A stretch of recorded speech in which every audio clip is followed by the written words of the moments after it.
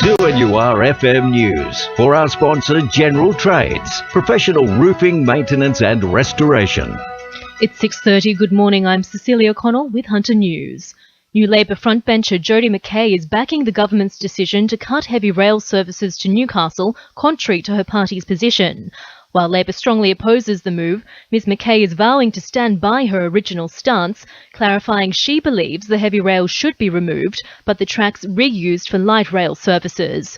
It comes a day after opposition leader Luke Foley announced the former Newcastle MP would become the party's planning spokesperson if elected in March. The three teenagers accused of leading police on a pursuit from Lake Macquarie to Woy Woy earlier this week have been charged.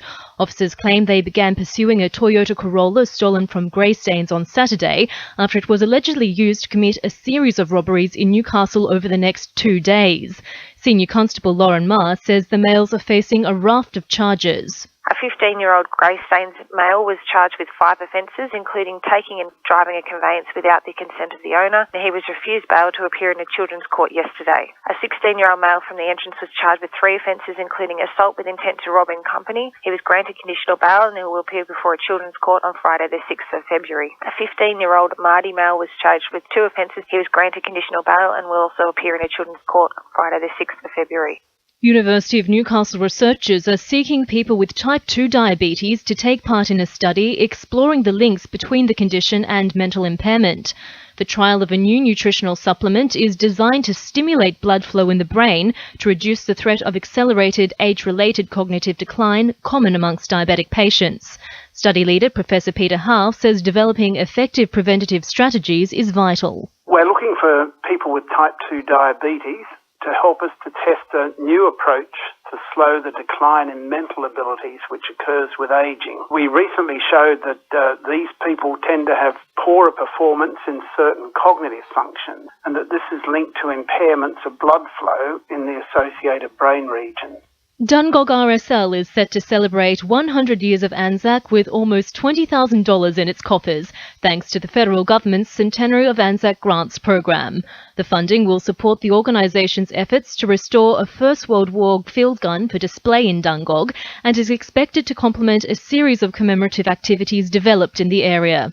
Patterson MP Bob Baldwin says the initiative has received an incredible backing. I established an independent committee with Glenn Moore, chair, and former Governor Peter Sinclair and other members of the veteran community who assessed all of the applications. They provided me independent advice. This was one of their selections. I was happy to support it, and we announced $19,800 for the Dungog RSL as part of an ongoing program.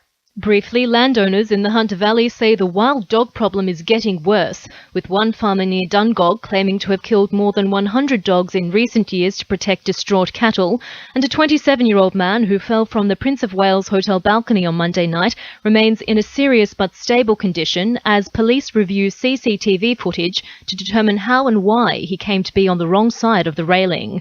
Now with sport, Belinda De Los Heras. Newcastle Knights forward David Faulongo is adamant he's fit to play first grade for at least another year after impressing at team training yesterday. The 34-year-old is set to mark his 13th season as a full-time professional, but insists he still has plenty left in the tank, including game time in the New South Wales Cup. Coach Rick Stone believes the forward will add experience to the Knights' engine room and says he's hoping to capitalise on Faulongo's old-school style footwork and acceleration. Debut-making Maitland rider Toby Price is celebrating after motoring into the top 5 of Argentina's Dakar Rally at the end of Stage 2.